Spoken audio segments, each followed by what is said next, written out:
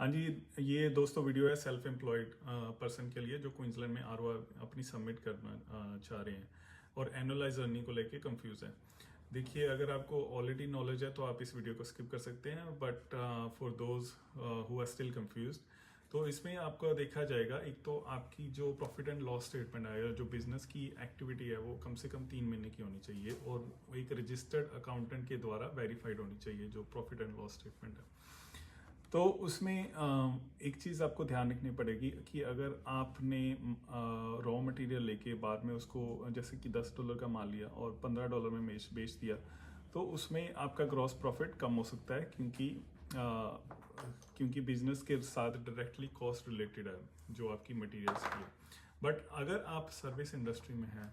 जैसे कि अकाउंटिंग हो गया, even me as a registered migration agent, या अगर आप प्लम्बर, इलेक्ट्रिशियन ऐसी कोई सर्विस इंडस्ट्री में है, तो आप यूजली अपना जो भी आप इनवॉइस कस्टमर को सेंड करते हैं जिसमें कोई मटेरियल आपका डायरेक्टली रिलेट नहीं करता अपने बिजनेस के साथ,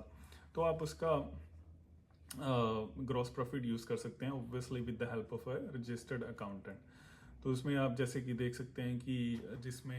एग्जांपल दी हुई है कि 1,05,000 उसका ग्रॉस प्रॉफिट हुआ था सर्विसेज देने के बाद,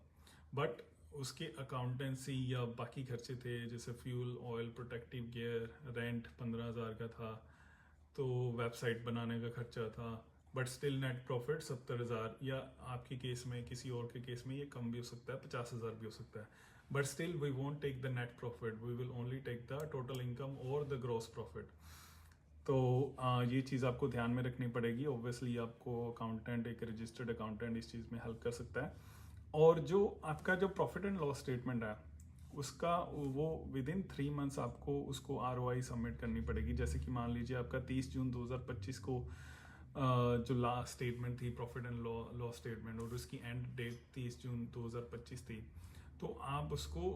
विद इन 3 मंथ्स यूज़ कर सकते हैं, मतलब विद इन 30th सितंबर आप उसको यूज़ कर सकते हैं। अगर 1 अक्टूबर आ गया या 2 अक्टूबर आ गया तो आप उसको शायद नहीं यूज़ कर पाओगे। तो ये चीज़ भी आपको ध्यान रखनी पड़ेगी। और जो बिज़नेस है ऑब्वियसली उसको बताना पड़ेगा कि क्या क्या इन्वॉइसेस आए हैं, और भी कुछ स्टेटमेंट जैसे कि बैंक स्टेटमेंट वगैरह से भी प्रूफ देना पड़ेगा कि आपने इन्वॉइसेस वगैरह दिए थे कस्टमर्स को। Thank you.